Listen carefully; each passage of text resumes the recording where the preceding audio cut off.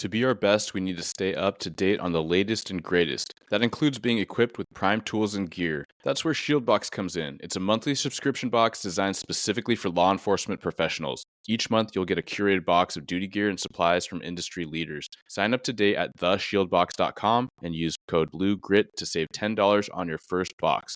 Welcome to Blue Grit Radio, the podcast that explores making better cops for a better community.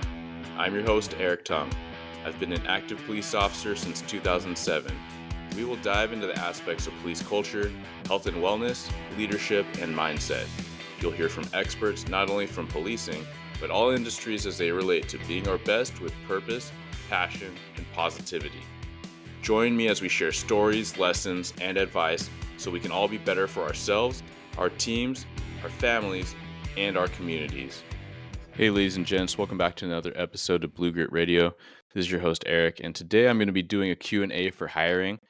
I've been out of the hiring game for a little bit, but I'm still in the hiring game because people keep asking me, and I follow a lot of stuff as far as what agencies are doing in the news as far as standards and changing things, and my finger's on the pulse, which is something I truly care about because if we talk about police leadership, if we talk about police culture in the industry, who is coming in and how they're coming in is extremely relevant, right? So police recruiting, police hiring, police retention, it's all intertwined, police development. So I am excited that I still get questions and a ton of them. I know that a lot of the listeners and followers on the social are prospective cops and they are applicants and they're getting hired and they're giving me feedback and questions. So this is a little nod to all of you folks out there. And it's also valuable insight, I'm sure, that will come up for those that are new or even those that are recruiters. Like, think about how you're going to engage some of these questions, because if these are questions from common applicants, then hopefully you are putting out material that is helpful to them so they can find it when they contact you, look at your agency, look at your website, all those things. So if you're a recruiting agency, you need help, let me know. I know a lot of folks still do. A lot of the simple low-hanging fruit is not complicated and it's not expensive. So reach out. Here for you too. Anywho, so the first question I keep getting is, what is the process like? Man, that's like hard because it's so hard, and part of why I'm doing this Q&A is it's hard to just like answer that on Instagram or in an email. I'm like, I don't know. It depends. Like, generally, it's a lot of things. And, you know, what I don't say and what I will say here, and hopefully you get my tone, is not to be rude, but depending on where you are, it varies. There's a huge range, but a lot of categorical things that are extremely common are also available to find online. So here's your free tip for interacting with recruiters and agency reps. Ask questions, but ask good questions. Is there such thing as a bad question? Yes. A bad question is something that you have easy access to, and by asking it makes you seem unprepared and that you don't care enough to do a little bit of homework before you call or email a recruiter to ask. So when we would get questions that are like front and center on our website, that was, I mean, it's a little bit of a spot on your reputation, and your reputation starts with just your name and a voice on the phone or an email and an unprofessional email address. And I talk about that a lot, right? How you show up. I've talked about that in prior episodes. I talk about it in my guide, my hiring guide, which breaks all this down. So I will answer the question in a pretty quick way that doesn't bore the people that know the process. But yeah, in general, it's going to take a written test, multiple choice kind of form. Sometimes there's video. Sometimes there's just like kind of critical thinking, a little bit of math, reading comprehension, maybe some diagrams, things like that. Like not crazy. You can learn a lot by just doing some internet searching on that. A lot of agencies will tell you, like, if you're in this state or you're this city, where they test. Do they hold the test themselves? Do you go to the private company? So you can find that all out when you start doing some research and what to expect there. But I break it all down in as with all these questions in the hiring guide. The physical test, that ranges as well. Some have, the kind of stereotypical, classical, traditional Cooper test, which is usually about 20 push-ups, usually like a 300-meter quote-unquote sprint. Usually the standards don't require you to sprint. They require you to run pretty quick. So just to be real, that is what it is. And usually it's a number of sit-ups, usually around 30, 35, under a certain amount of time. And usually there's a 1.5 mile run. So that is the Cooper test. Some regions may incorporate some sort of a pull-up. I think that's really rare, especially considering how some regions are removing standards, or literally politicians or agency leaders have been in the headlines asking states to remove physical standards because of hiring issues. I could go down a huge rabbit hole in some like long tirade about how that's a bad idea. Cops, fellow cops, cop leaders, let's not make the public safety issue worse if we hire people that are not able to affect the public safety in a physical way, which often this job requires. So, bad idea. Let's not do that. For those applicants that are at a challenge personally with physical fitness, I'm not disparaging you. This is a nod. This is a calling up, not a calling out, that if you are interested in this job, kudos to you. You are selfless beyond a lot of people in the general populace. You just have a lot of work to do. All right. And it doesn't have to be overnight. It shouldn't be overnight. It's slow and steady. And I talk about that too, right? So in general, I would say like intermix some resistance training and some cardio elements. It doesn't have to be traditional cardio like running, rowing, and doing things that are easy on your joints or things you enjoy. Weightlifting with some sort of a circuit or some sort of pace will and can help your running. And so these are all intertwined. Start somewhere, start small, but be consistent. Back to the physical tests, oftentimes there are different factors, such as like a obstacle course. That is less common, but again, the agency will tell you what they require of you. Up here in Washington State, I know a lot of you folks are listening from Washington. There's no running. There is, instead of running, like they're called squat thrusts or thrusters. But basically, imagine doing a burpee without jumping up at the end. Like you stand up, put your hands kind of at or above your head, and when you get down to the push-up position, I'm pretty sure you don't have to do a push-up in this movement, right? So it's like get down to like plank form, shoot your feet behind you, pop back up, stand up. That's a squat thrust. That's 1 rep. So you got to do like, don't quote me on this, but like 35. And you can find that on the Washington State website as far as like the training commission. You can also find it at the various testing facilities because most agencies will test through a company around these parts. All right. So not to spend a lot of time on the process, but there is a background check. There are interviews. Some have several interviews. Most of them are panel interviews. So they will incorporate different employees. They may have a community member. There's also like a command staff or chief's interview that comes later on.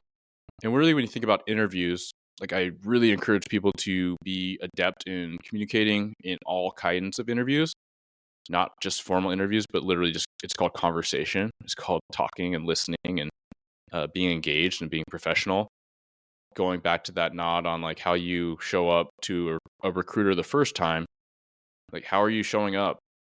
Are you professional? Are you on time? Did you come to your appointment on time? Did you come prepared? Did you do some homework? Are you engaging or are you awkward? And this is not like to shame people that are awkward, but you have practice to do. And there are a lot of things that you can do to get outside your comfort zone and get better at communication. And this is not the episode to get into all that, but it is something that you may want to think about if you're extremely, extremely shy. You will need to get over that and work through that if you're going to be a cop anyway. So this is the perfect time to work on that. Interviews also, translate into with your background investigator or background officer. You will also be interviewed later on in a psych eval, right, by a psychologist, by a mental health professional. So this is just a nod that interviewing and verbal communication skills are critical. Some involve some sort of writing component. I don't think that's quite as common, but there may be that thing too. So again, if you're not a great writer, think about how you can practice. And most of us in our lives know a good writer. And so maybe it's just writing some emails in your day-to-day, week-to-week, just to make sure that you're getting slightly better, slowly but surely, at grammar and fluency and sentence structure, so that when someone reads the 3 paragraphs you wrote, they understand what you're trying to convey. This is a real thing, and this is not to disparage people that are not strong academically, but written communication is also extremely, extremely important. So beyond the test and the testing process and hiring process, it is important that you're working on all these skills so you can actually do the job that you're trying to get into effectively, efficiently, proficiently. So all these things are connected, right? So, going back to this should probably just be a plug for the guide that I'm selling on my website. But if you are taking all these things to heart, the prompts, the skills, the insight, the offerings, then it is so much more than just testing for the process. It is developing yourself and positioning yourself to be an effective, not just applicant, not just hired person, but recruit, new cop, solo cop, cop in general, right? So all these things are intertwined. You're laying and building the framework for a successful career if you take this stuff seriously. So I would not be surprised if I get feedback down the line, maybe 6 months, a year down the line, where someone says, hey, like that part you wrote about mindset, it's actually helped me a ton in academy. It's like, maybe that was one of their best takeaways because they were doing the process just fine. And they just wanted to learn a little bit about the polygraph or a little bit about the psych eval just for peace of mind. And then they come to find out that what I've tried to share about mindset and just developing solid routines and balance helped them a lot when they were in field training or academy. So I also rattled off a couple of the other things like polygraph, psych eval, medical exam. So that's like at a medical facility. That's not the physical test. That's like getting a physical, right? And so vitals, all that stuff. Yeah. So those are the down and dirty, obviously expansive, as I explained, a lot of the spider webbing of topics from the range of process in entry level hiring. All right. So best major. So oftentimes in recruiting and still people ask when they're younger, they're like considering what they should major in for school. They really know they want to do law enforcement. Should they get criminal justice? But so many cops, say, don't do criminal justice because if you're not a cop, you don't end up being a cop. It's useless. And if you start and then you leave and it's useless, I say do what interests you. And that might be criminal justice. That might be law, societies, and justice. That might be sociology. I got a political science degree, and that was not because I wanted to be a cop.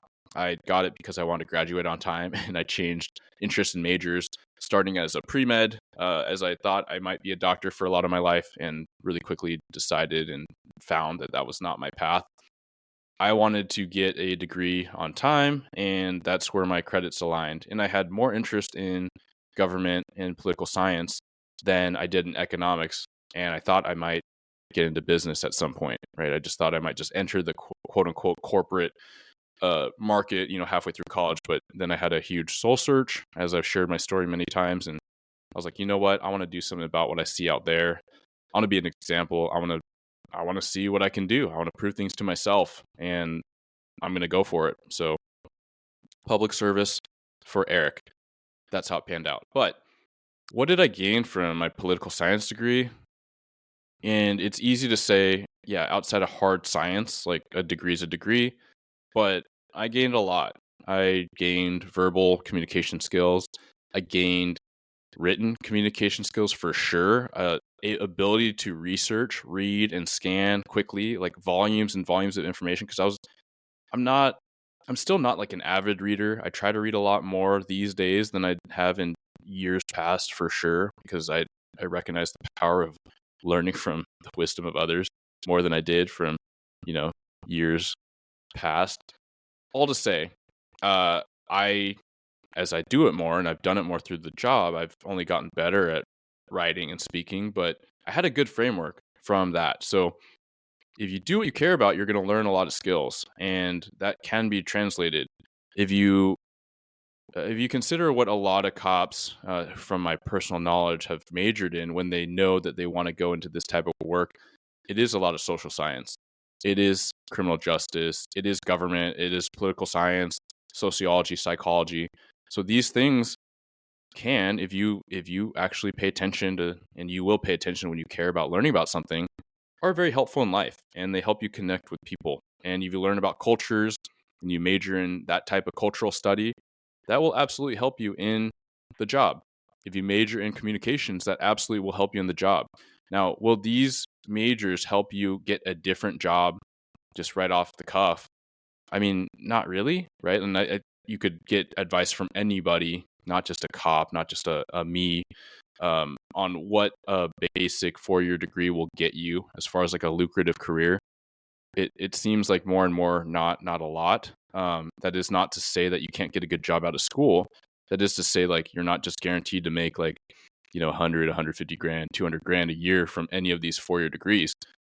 So, really long-winded way of saying that do what matters to you. And this topic for me would spiderweb into those that are in the military or going to the military, asking if they should do security forces or they should be an MP, military police.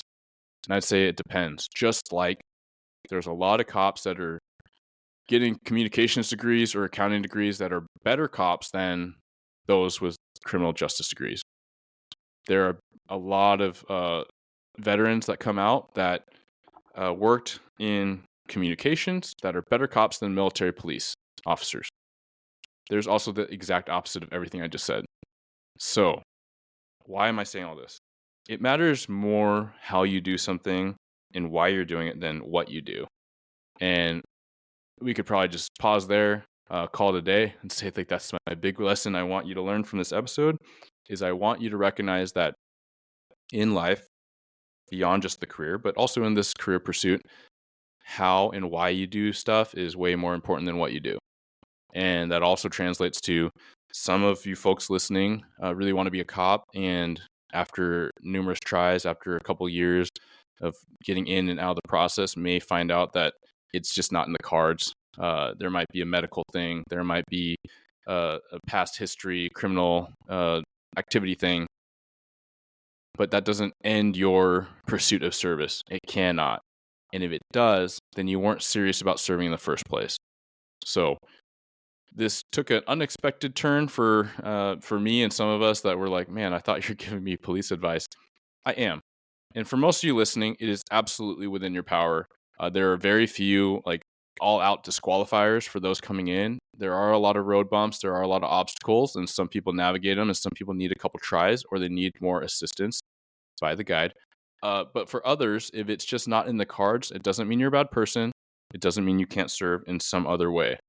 And maybe it's not police officer, maybe it's not corrections officer, maybe it's not community corrections, maybe it's not animal control or working in a court, maybe it's not probation officer, maybe it's not forensics, maybe it is forensics, maybe it is support side, maybe it is dispatching, maybe it is one of the things I mentioned, right? But there is so much you can do to serve that is not even any of the things we mentioned, right?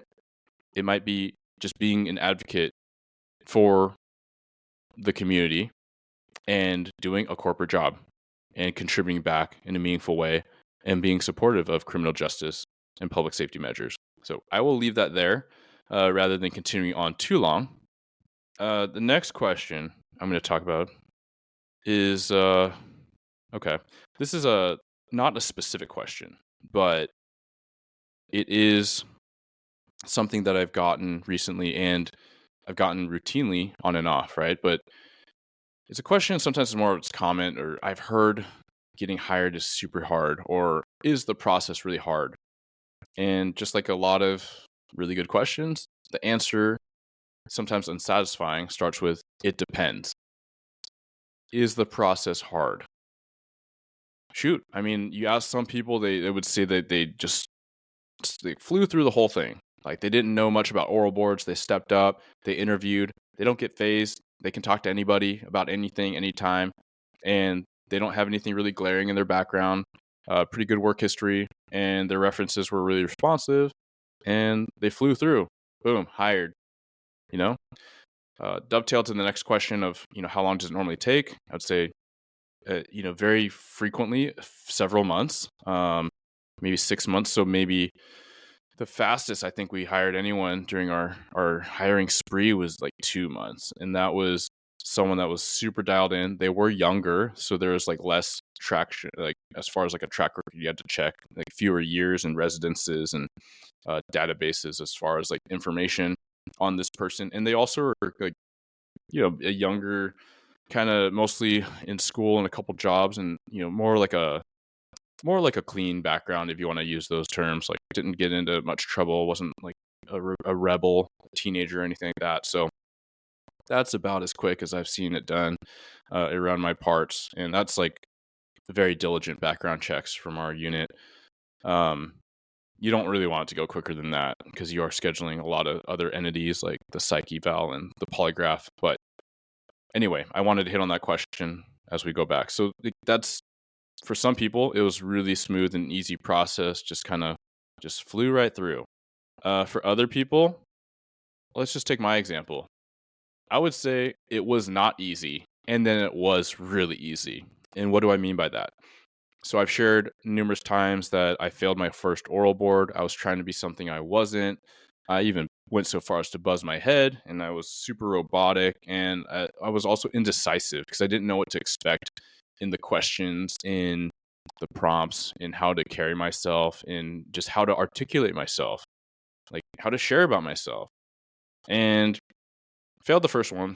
Next one I got like ninth, and I didn't feel great about that. I came to learn later that ninth is actually not bad at all. But I thought I was, not great. So the next one I was like 17th, and that was a more competitive agency at the time. It's not now. I won't share who that is for local coppers or applicants. I can share offline. But yeah, I got 17th, and I was like, well, shoot, I'm going in the wrong direction. And so I clearly am not confident in what I'm doing. But it was like back to the drawing board. I was studying as I thought, and I was taking notes on questions and like trying to figure out what I would say next time or say something better. And then it was like the next interview that I actually didn't want to go to. It was a really small town outside of Seattle.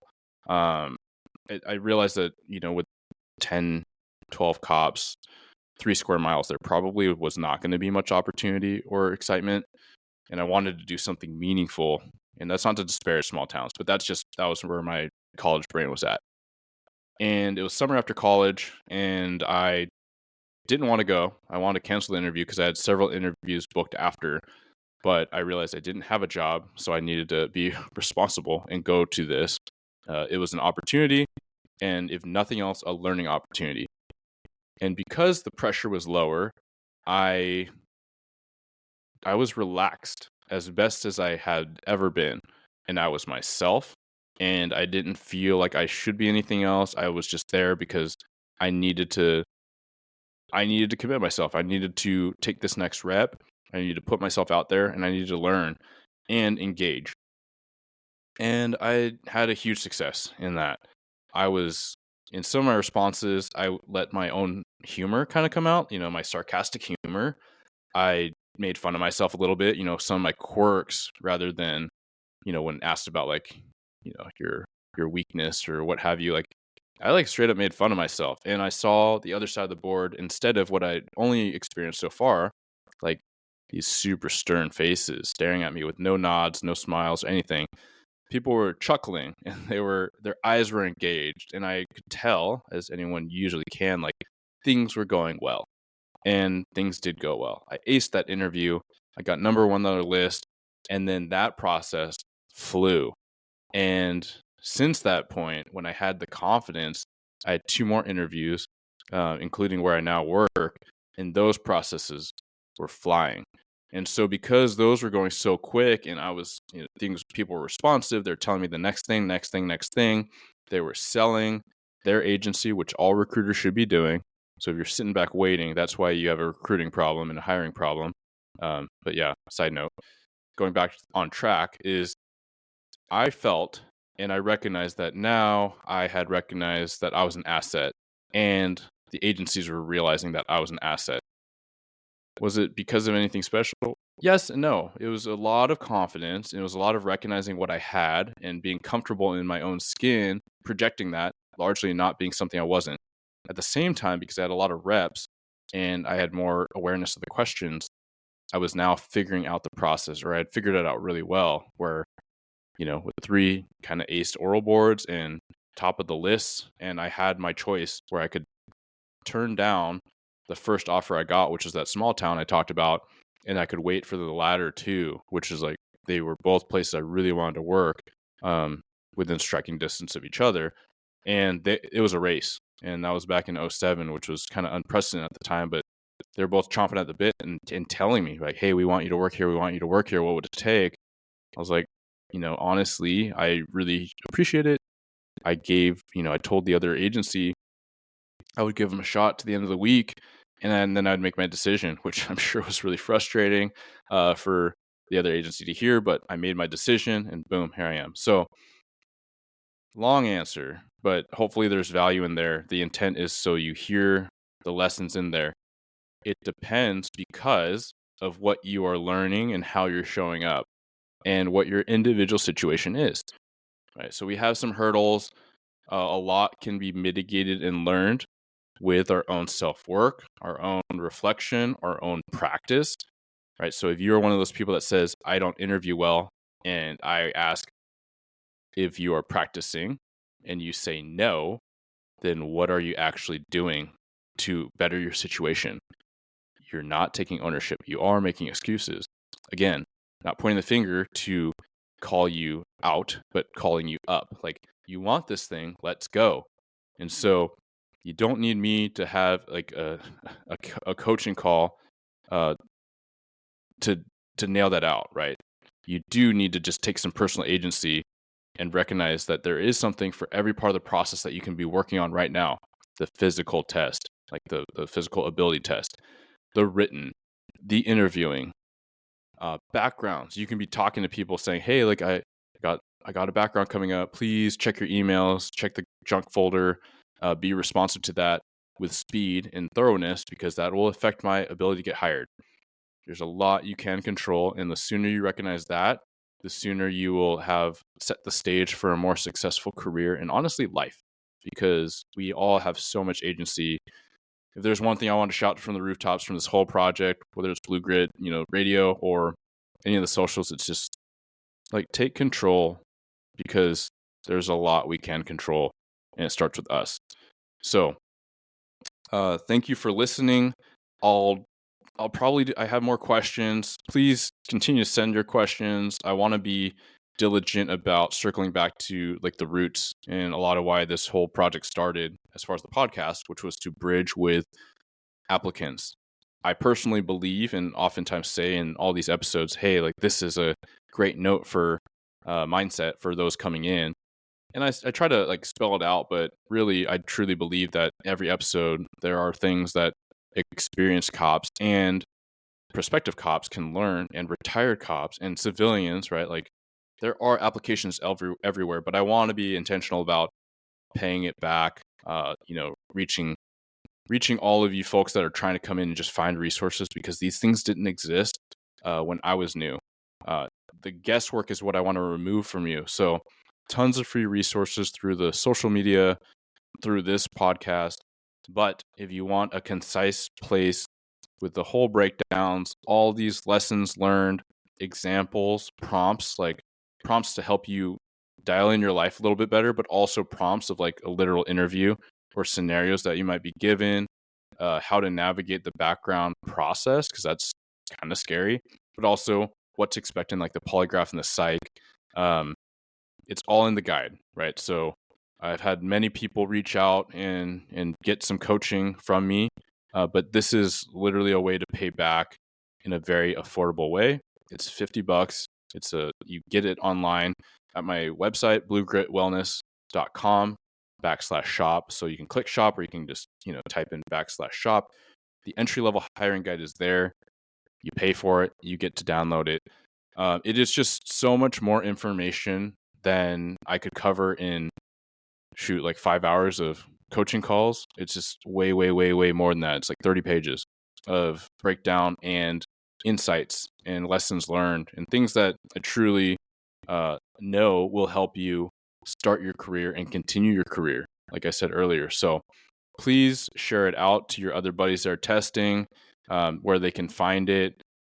Please check it out if you are anywhere near prepping for this career or getting your feet wet in the process. With that, again, send the questions. Subscribe to the newsletter as well. That is free, just like this podcast, with little tidbits that'll come out on the weekly. And as always, stay well, stay safe, and stay gritty.